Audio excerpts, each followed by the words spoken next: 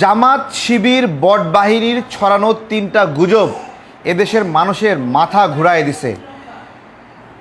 জামাতের আমির শফিকুর রহমান সহ সেই গুজবে অংশ নিয়েছে, তিনি ফেসবুকে পোস্ট করেছেন পর্যন্ত। আসুন আমরা একটা গুজব বিষয়ে জানি। একটা ট্রাক এবং একটা সিএনজি অ্যাক্সিডেন্ট করেছে, দুইজনে অ্যাক্সিডেন্টের পরে হাতাহাতি করছে।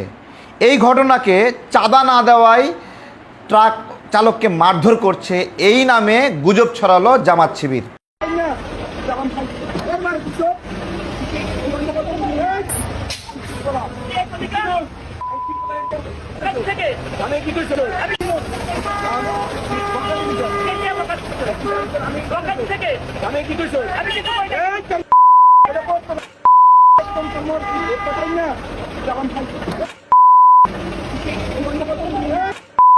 তো গাইস আমাদের সিএনজি লাগাই দিছে, বুঝছেন, আমগো সিএনজি মেরে দিছে। আর একটা গুজব আমরা দেখি, এই গুজবে সিএনজিওয়ালা 20 টাকার ভাড়া 40 টাকা দাবি করেছে। প্রতিবাদ করেছে যাত্রীকে নামিয়ে দিয়েছে সিএনজিওয়ালা। যাত্রী রাগান্বিত হয়ে 40 টাকা কেন ভাড়া নেবে সেজন্য সিএনজিতে আঘাত করেছে লাঠি দিয়ে।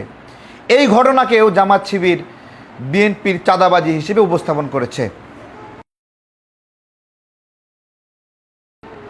আর একটা গুজব জামাতের আমির শফিকুর রহমান নিজেই ছড়িয়েছে। যাত্রাবাড়িতে লেগুনাতে যাত্রী ওঠানো নিয়ে লেগুনা চালকদের দুই পক্ষের মারামারি, কে আগে যাত্রী উঠাবে, এই ঘটনায় নিহত হয়েছে একজন। এই ঘটনাকেও বিএনপির চাঁদাবাজির কারণে পিটিয়ে হত্যা করা হয়েছে, এইভাবে গুজব ছড়ালো শফিকুর রহমান। একটা নতুন সরকার গঠিত হয়েছে, এখনও সংসদে একটা অধিবেশনও বসেনি। এর মধ্যে চমৎকার কিছু উদ্যোগ জামাত শিবিরের মাথা ঘুরায় গেছে, গুজব দিয়ে সেগুলো নষ্ট করতে যাচ্ছে।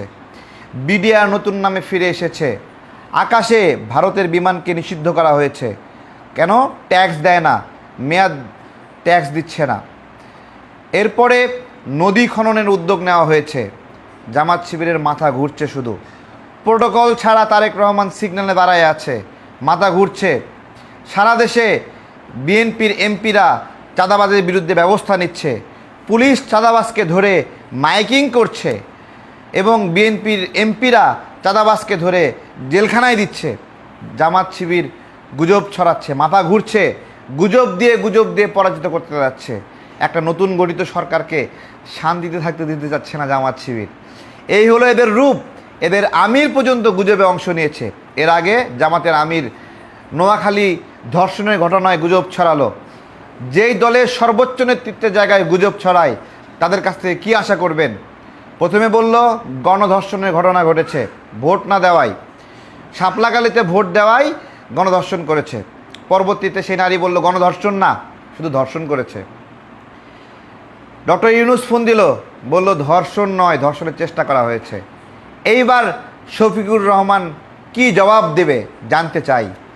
এইভাবে তারা বিরোধী দলের ভূমিকা পালন করবে গুজবে জানতে চাই আমরা।